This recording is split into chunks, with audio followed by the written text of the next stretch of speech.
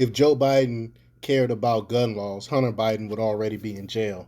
But we know it's really not about gun laws. It's about control for one thing, and another thing is about him throwing everything at us because he know that the majority of Americans are totally against his administration. So he's just trying to do anything to save his sinking administration. But before we get started, go ahead hit that like button, share this out so we can get this information out there. Subscribe if you're not already a subscriber. Hit that alarm bell so you know when I'm putting out new stuff. Also, check out my link tree in the description. It has a link to my Patreon, my merch store, and my mental health coaching and consultation page. All right, let's talk about this news. President Joe Biden is on a full-blown crusade to regulate or repeal the Second Amendment out of existence. While Democrats are often not honest about their intentions, this has always been their true agenda. Biden's son, Hunter, who appeared to purchase a gun illegally in 2018, could be among those hardest hit. It's so funny. But on Thursday night, the president went on a nearly 20-minute tirade on the need to ban, quote, assault weapons, whatever that means. Quote, why in God's name should an ordinary citizen be able to purchase an assault weapon that holds 30-round magazines that let mass shooters fire hundreds of bullets in a matter of minutes, Biden said, ranting on the graves of the 19 children and their two teachers gunned down by a madman in Uvalde, Texas last week. I mean, these people are just sickening.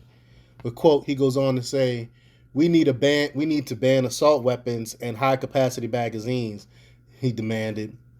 And if we can't ban assault weapons, then we should raise the age to purchase them from 18 to 21, strengthen the background checks, enact safe storage laws and red flag laws, repeal the immunity that protects gun manufacturers from liability. I mean, this is just crazy. First of all, any type of gun control is racist because what do you think will happen with these red flag laws? It's going to target minorities, of course, and it's going to target political people. That anyone that speaks out against the government could lose their ability to own a weapon, and a whole host of other issues. And then he's talking about raising the age from 18 to 21. So let's just raise the voting age from 18 to 21 then, since we're just going around arbitrarily changing ages. You know, this stuff is crazy. And also suing gun manufacturers for the way their firearms are used is akin to suing Ford Motor Company because a black suspect motivated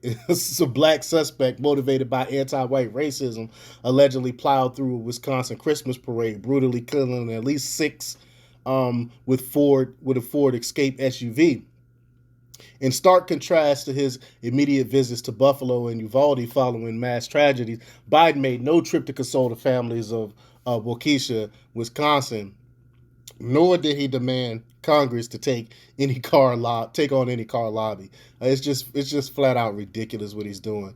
Biden summarized his demands in a tweet, calling on lawmakers to pass new gun bans and repeal immunity law for firearm manufacturers that don't exist. I mean, this is crazy.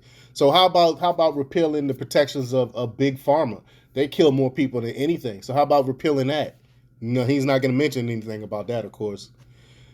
An easy giveaway that Democrats aren't ever actually serious about solving the underlying issues whenever tragedy strikes with firearms. Federalist senior editor David Harsanyi points out are that the laws they routinely propose never prevent the carnage in the first place. I mean, every single thing that they talk about proposing wouldn't stop any of these mass shootings. Details aside, President Biden doesn't have room to speak on gun control until his son faces, at minimum, a substantive criminal investigation into his answers on a background check when purchasing a firearm in 2018. We're asked by the firearm transaction record, that's Form 4473, whether is an quote unlawful user of or addicted to marijuana or any depressant, stimulant, narcotic drug, or any other controlled substance. Hunter Biden answered no. So he lied on the form. While it's unclear whether Hunter was an active user at the time, it's far from inconceivable following repeated rehab visits in 2003, 2010, and 2014 for treatment with highly addictive substances. In 2014, Hunter was discharged from the Navy for cocaine use, and according to the New Yorker, went on another cocaine binge in 2016. 3 years later, the president's son abandoned his laptop at a Delaware repair shop. It possessed graphic footage of the first son appearing to smoke crack cocaine during a sexual encounter. In 2018, the same year, Hunter purchased the revolver apparently found abandoned in a garbage by Secret Service. And then that's illegal too. The younger Biden was suspected of smoking crack in a DC strip club.